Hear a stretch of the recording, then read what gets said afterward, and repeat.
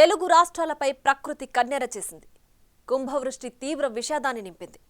లక్షల మందిని నిరాశ్రయులను చేసింది. కట్టలు తెంచుకున్నాయి. రికార్డు స్థాయి ప్రవాహాలు జనానికి కంటి మీద కునుకు లేకుండా చేశాయి. ఎటు చూసినా భయంగా కనిపిస్తున్న పిల్లలు, మహిళలే కనిపిస్తున్నారు. సర్వం కోల్పోయారు. చివరికి వారికి కన్నీళ్లే మిగిలాయి. అటు బెజవాడైనా, ఇటు ఖమ్మమైనా అదే సీన్. బుడమేరు, మున్నేరు రికార్డు స్థాయిలో పొంగడంతో జరిగిన విలయం అంతా ఇంత కాదు. ప్రకాశం బరాజు చరిత్రలోని ఇంత పెద్ద వరదను చూసిందంటే తీవ్రత ఏ స్థాయిలో ఉందో అర్థం చేసుకోవచ్చు.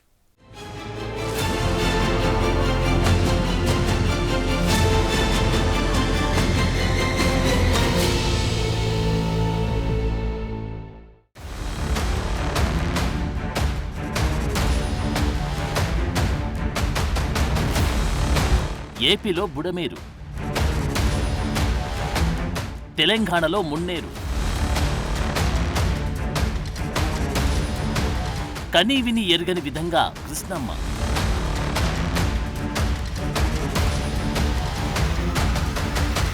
కట్టలు తెంచుకున్న ప్రవాహాలు,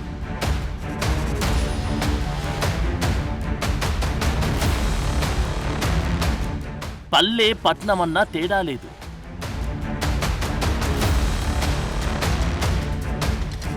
కుమ్మేసిన కుంభవృష్టి,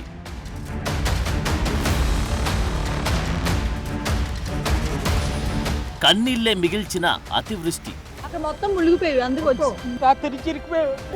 ఇక్కడే ఉన్నాడు.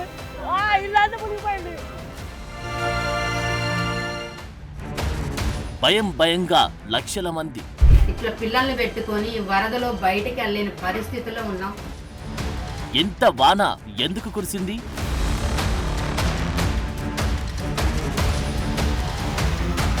చూస్తుండగానే వరద ఎలా వచ్చింది?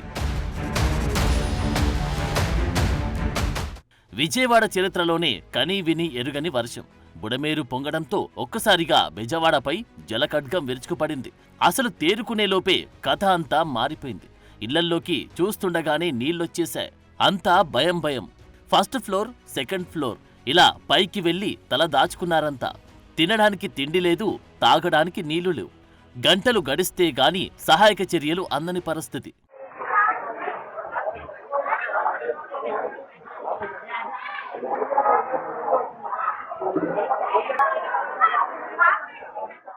ఏరు ఊరు ఏకమయ్యాయా అన్నట్లుగా మారిపోయింది విజయవాడ. చెప్పాలంటే విలయవాడగా మారిపోయింది. ఎటు చూసినా వరదే. రోడ్లన్నవే కనిపించడం లేదు. సింగ్ నగర్ వంటి చోట్లయితే మెడలోతు నీళ్లు. ఇంతటి జలప్రలయాన్ని బెజవాడ ఇప్పటి వరకు చూడలేదు. ఇదో మాటలకందని మహావిపత్తు. ఆకాశానికి చిల్లు పడిందా అన్నట్లుగా కురిసిన వర్షం దాటికి ఏర్లు, ఊర్లు ఏకమయ్యాయి. కట్టలు తెగాయి, గండ్లు పడ్డాయి. లోతట్టు ప్రాంతాలు మునిగిపోయాయి. ఒకే రోజు 29 సెంటీమీటర్ల వాన. ఇంత వర్షాన్ని ఏ ప్రాంతము తట్టుకోలేదు. అంతే, ఒక్కసారిగా ఫ్లాష్ ఫ్లడ్స్ విరుచుకుపడ్డాయి. చూస్తుండగానే చుట్టుముట్టేశాయి. మా ఇల్లు అయితే మొత్తం మునిగిపోయింది. నేను రావడానికే చాలా కష్టమైంది. మా బిల్డింగ్లో అందరూ ఫుడ్ కోసం ఎదురు చూస్తున్నారు, కానీ బోట్స్ అటు ఎవరు రావట్లా. సందులోకి అయ్యేటప్పటికి ఫ్లోటింగ్ ఎక్కువ ఉంది. నాకు ఇక్కడ దాకా వచ్చినాయి. ఇక్కడ బాగా ఎక్కువ ఉంది ఈ భాగంలో. ఇంకా లోపల కూడా బాగానే ఉన్నాయి, చాలా నీళ్ళు ఉన్నాయి. మేము వడకాల నుంచి చంటి పిల్లలతోని బాలింతలతోని వస్తున్నాం. ప్రాణాలు ఎలా పెట్టుకొని వస్తున్నాం. మేము ఏమీ లేవు. అక్కడి నుంచి నడుచుకొని ఆ పిల్లలు గోల కట్టుకున్న గుట్టతోని ఇల్లు ములిగిపోయి, పరుపులు, ఫ్రిడ్జ్లు అన్ని కొట్టుకుపోయినాయి. రాజనగరం అది. అక్కడి నుంచి వస్తున్నాం నడుచుకొని. చంటి పిల్లలు, అదిగోండి చంటి పిల్లలు. ఇదే మా ఇల్లు నిన్న 3 రోజు ఇక్కడే ఉన్నాడు. ఇల్లు అంతా మునిగిపోయింది. పక్కన పాప వాళ్ళు పూడి పెట్టారు.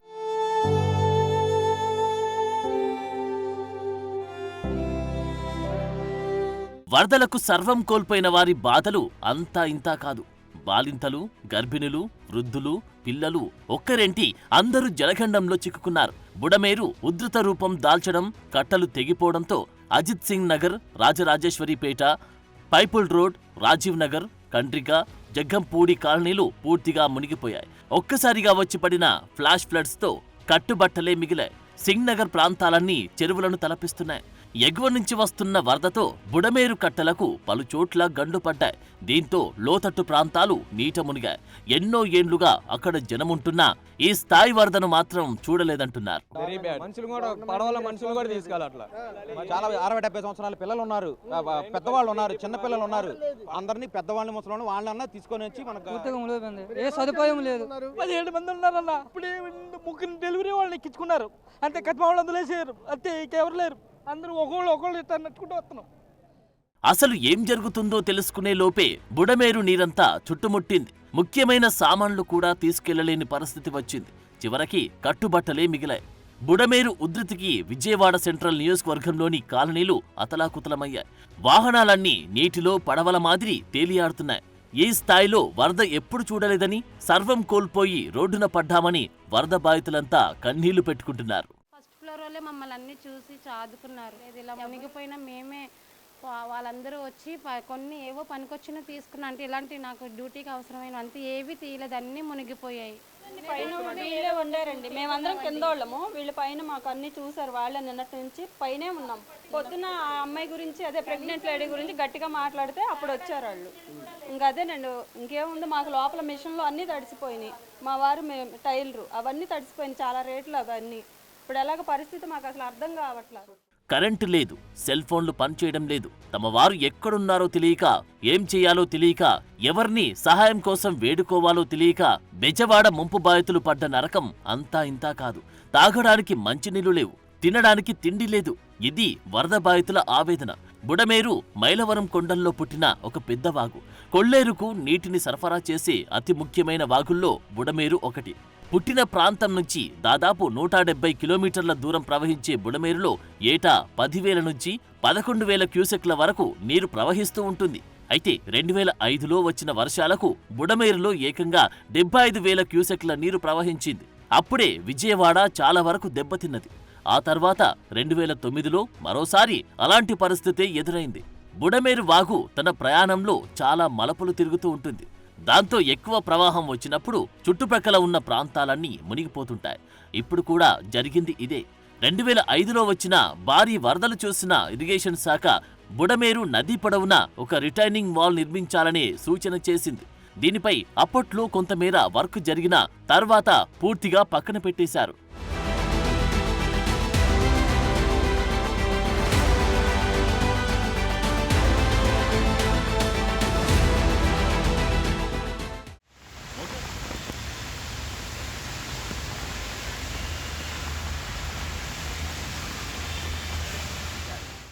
బుడమేరు ప్రవహించే ప్రాంతంలో ఈ 2 దశాబ్దాల్లో విపరీతంగా భూ ఆక్రమణలు, రియల్ ఎస్టేట్ వ్యవహారాలు పెరిగాయి. ఈ ప్రాంతాల్లో తక్కువ రేటుకే స్థలం లభిస్తూ ఉండడంతో పేద మధ్యతరగతికి చెందిన ప్రజలు కొనుగోలు చేసి ఇల్లు కట్టుకున్నారు. కానీ ఇప్పుడు ఆ ప్రాంతాలే నిండా మునిగిపోయాయి. బుడమేరు కుంజించుకుపోవడం, ఈ కాలువ సైజు తగ్గడం కూడా సమస్యలను పెంచింది. రెండోది, బుడమేరుకి ఏదైతే నేరుగా కొల్లేరుకు పోయే దీంట్లో సరిగా మెయింటైన్ చేయకుండా పోవడం, మెయింటైన్ చేయకుండా పోయి కొన్ని బ్రీచెస్ పడడం, ఆ బ్రీచెస్లో కొల్లేరుకు పోవలసిన నీళ్లు నేరుగా ఈరోజు కృష్ణ ఏదైతే ఈ దీని మీద సిటీకి రావడం, ఇవన్నీ కూడా సింగనగర్కి రావడం. దీనివల్ల దగ్గర దగ్గర 16 వార్డులు సింగనగర్లో దెబ్బతినే పరిస్థితికి వచ్చింది. ఈ 16 వార్డుల్లో కూడా మనం ఒకసారి చూస్తే దగ్గర దగ్గర 2,76,145 మంది ఇక్కడ ప్రజలు ఉండే అవకాశం ఉంది.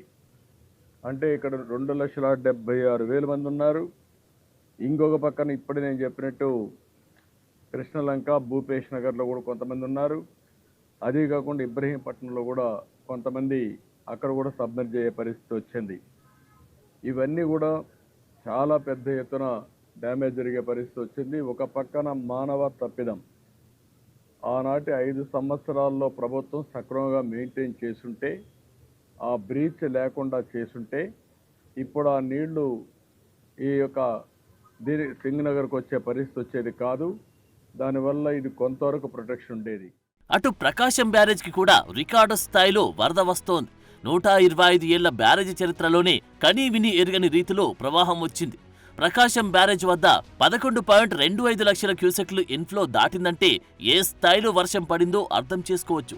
2009 అక్టోబర్ 5న రికార్డు స్థాయిలో 10,94,422 క్యూసెక్ల వరద నీరు, అంతకు ముందు 1903 అక్టోబర్లో మాత్రమే 10,60,830 క్యూసెక్ల వరద ఉధృతి నమోదైంది. ఇప్పుడు ఏకంగా 11 లక్షల క్యూసెక్లు దాటింది. వీటికి తోడు బోట్లు కొట్టుకువచ్చి బ్యారేజీకి డ్యామేజ్ ఏర్పడింది.